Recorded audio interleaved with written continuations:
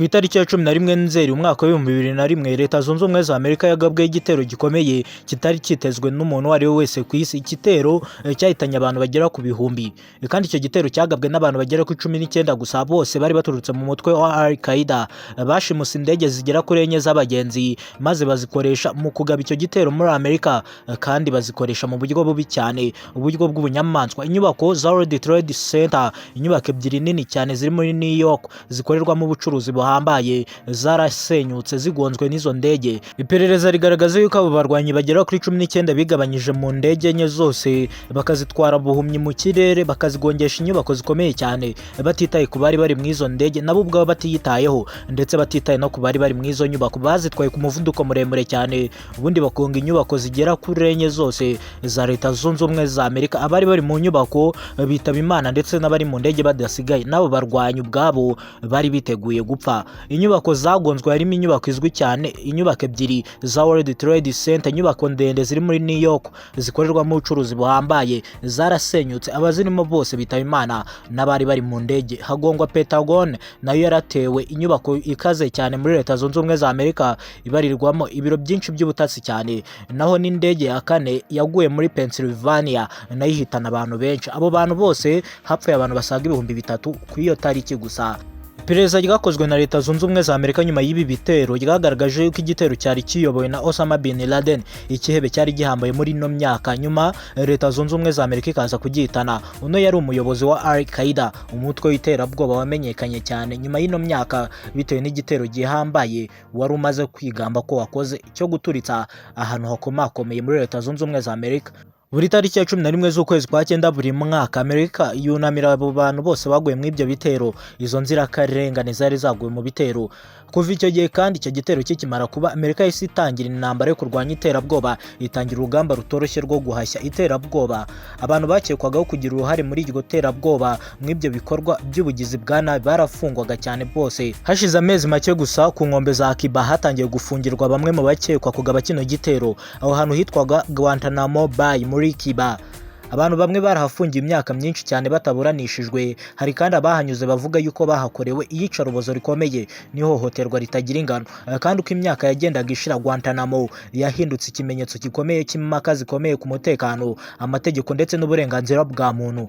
Gusa ni iki cyabereye inyuma y'izi nkuta? Ni ibiki bibera muri ino gereza ya mbere mbi cyane ku isi Leta Zunze Ubumwe za Amerika ifungiramo ibyigomeke byiyemeje gutera ubwoba ndetse no kugaba ibitero ku nzirakarengane? Kuki abantu bamwe bamaze imyaka myinshi bafungiye aha hantu? Kandi se kuki nyuma y'imyaka irenga 22 yose izina Guantanamo Bay rikomeje kuvugwa ku isi yose? Iyi ni inkuru ya Guantanamo Bay, igereza ya mbere mbi cyane ku isi. Mbambaje kugusesengura kugira ngo ubanze usobanukirwe impamvu ino gereza ari ya mbere mbi cyane ku isi. Naho nge tugiye kubana nitwa Kwibuka Lonje nk'ibisanzwe. Ino yo ni Kendero Doc Simpaya. Byaba bibabaje cyane ubaye nyumva ariko tankurikira, kanda subscribe kugira ngo ujye ubona n'ibindi byose byiza bisesengura bisa nk'ibicanganye ku ino se ya rurema. Nguhaye ikaze.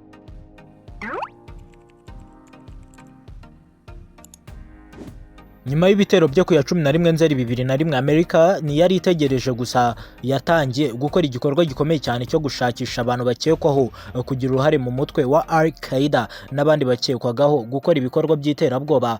Bose barafatwa, bamwe bafatirwa muri Afghanistan, abandi bafatirwa mu bindi bihugu. Gusa kubafata ntibyari bihagije kugira ngo hamenyekane nyirizina wagabye kino gitero, kuko bano baba bariyemeje yuko banapfa kugira ngo bahe uwo bita haduye amakuru.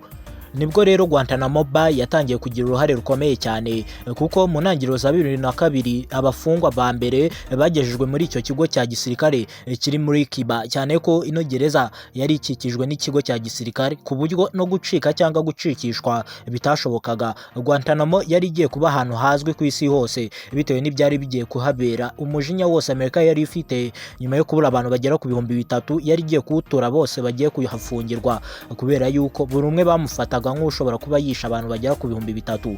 Ariko icyo gihe nta muntu wari uzi ko izina ryayo rizamara imyaka irenga 24 yose rigikomeje kuvugwa bitewe n'itotezwa rihakorerwa ku bahafungiye bose.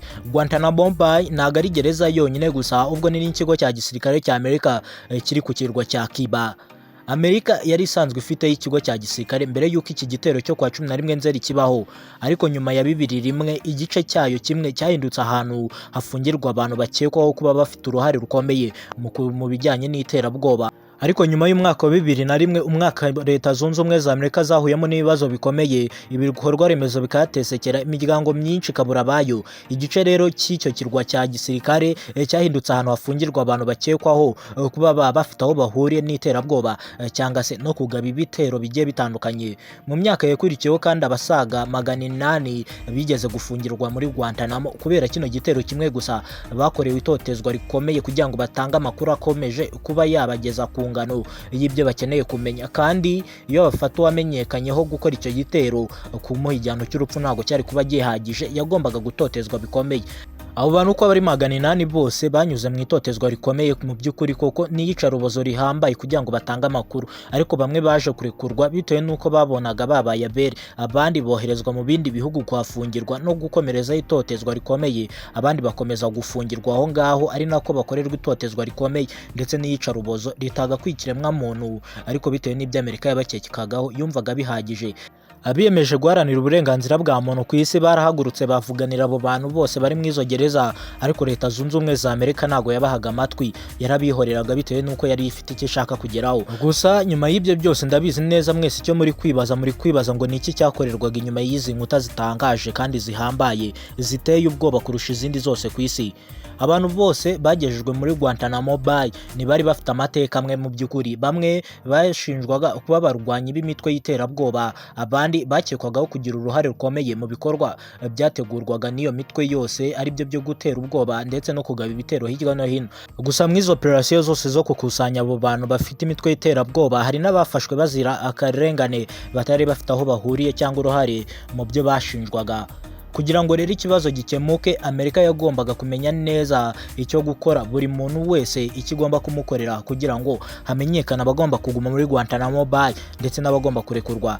Ese ugomba kurekurwa n'icyo Amerika yibazaga bwa mbere? Ese ugomba koherezwa mu kindi gihugu cyangwa ugomba kubarizwa hano ugahanishwa ibihano bihambaye? Mu by'ukuri nk'uko byagiye bigaragara, abafungwa benshi bagendaga baba ahantu habugenewe ho gufungwa abantu koko, ariko ikibazo ntabwo cyari gusa aho barara. Abafungwa bamwe bavuze yuko bamaze igihe kinini cyane batabona imiryango yabo, batabona n'urubundi rw'izuba, ndetse abandi bavuga yuko batotezwaga bikomeye, bahabwa amajwi mu byumba bararamo, amajwi agiye atandukanye, amajwi ashobora gutuma umuntu asara.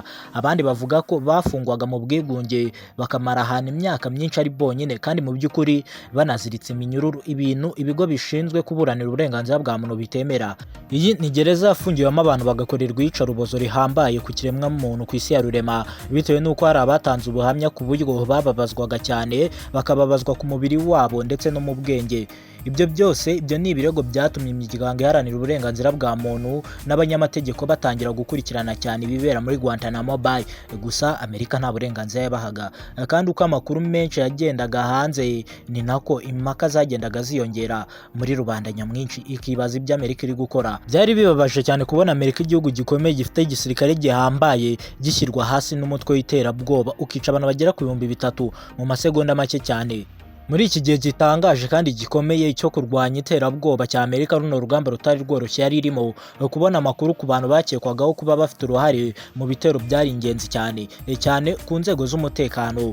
Ariko uburyo ayo makuru yashakwagamo byateraga impaka zikomeye, byari binateye ubwoba ku kiremwa muntu. Hari uburyo bwo kubabaza umuntu bwari busanzwe mu by'ukuri kizwi nka torturing, hari n'ubundi bwafatwaga nk'ubukana bukabije cyane. Raporo ya Sena ya Amerika ku bikorwa bya CIA yagaragaje uburyo bwakoreshejwe mu gufata no kubaza bamwe mu bantu bakekwagaho iterabwoba mu by'ukuri muri no gereza ya Guantanamo Bay.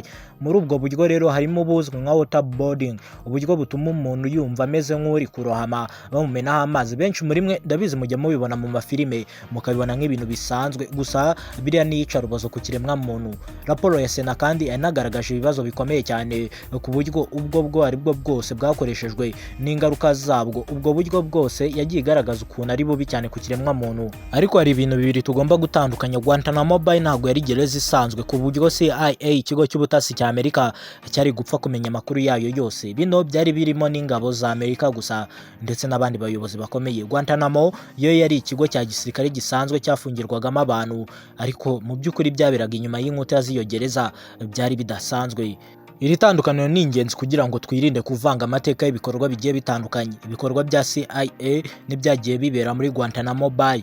Uko imyaka rero yagendaga ishira, ikibazo cya Guantanamo cyageze mu nkiko zikomeye. Abanyamategeko batangiye kubaza ikibazo gikomeye cyane kigira gitese leta ishobora gufunga umuntu igihe kirekire itamugejeje imbere y'urukiko kugira ngo ahanirwe ibyaha yakoze ndetse yanabihamijwe.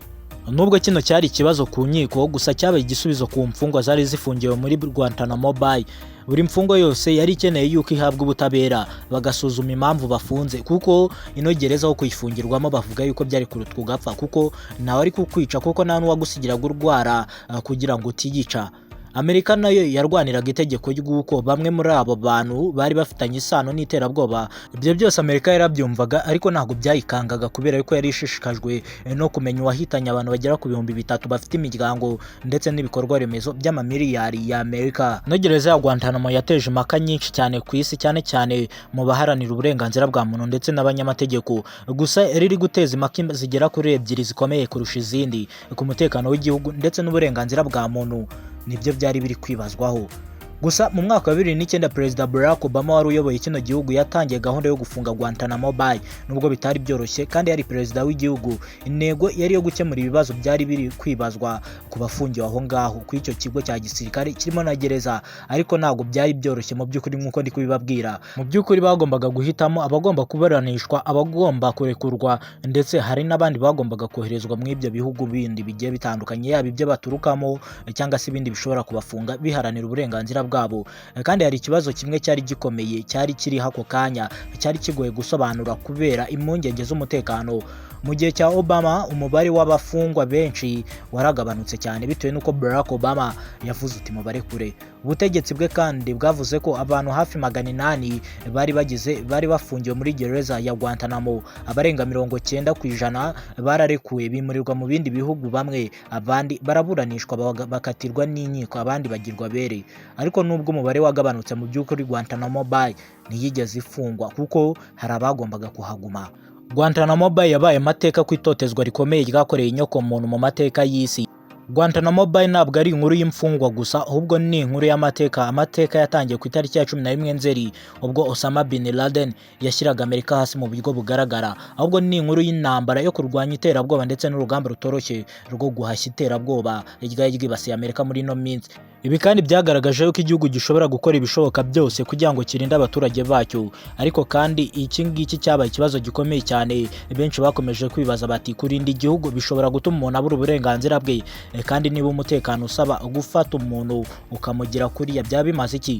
Niryo ari uwo muntu agomba kuhabwa uburenganzira bwo kuburana. Iryo huriro ry'ibibazo byose ryatumye Guantanamo Bay iba ikimenyetso gikomeye cy'amakimbirane hagati y'umutekano ndetse n'ubwisanzure bwa muntu ku mugabane w'isi yose. Kuva mu mwaka wa 2002 Guantanamo Bay yabonye abantu benshi binjira mu marembo yayo, gusa niyigeze ibona benshi bayasohokamo. Bamwe bararekuwe n'ibyo, gusa hari abatarabashije kuharenga, abandi barimuwe bajya mu bindi bihugu. Ariko inkuru y'aho hantu niyigeze irangirana n'ubu haracyari gereza mbi cyane ku isi, kuko Guantanamo Bay itubwira gusa ibyabereye muri gereza, ntabwo itubwira uko yahindutse nyuma y'igitero cyo kuwa 11 Nzeri. Uko isigaye ifungwa kuri ubu nta muntu ubifiteho amakuru, gusa tugereranyije n'uko yafunze bano bantu nyuma y'iki gitero cya 11 Nzeri bishobora kutwereka ishusho y'uko abafungiyemo bameze ubu ngubu. Ubu muri aka kanya tubwira uburyo ubwoba bw'iterabwoba bwatumye ibihugu bifata ibyemezo bikomeye birihuza byubaka ino gereza ya Guantanamo Bay, cyane cyane Leta Zunze Ubumwe za Amerika, aho yakoreraga itoteza rikomeye ku bahafungirwaga bose bitewe n'uko batafatwaga nk'ikiremwa muntu, ahubwo bafatwaga nk'abicanyi bishe abantu bagera ku 3,000. Ni uyu musozo w'icyegeranyo nayo nagutegure kuri Guantanamo Bay, gereza yanditse amateka mabi cyane ku isi ya rurema.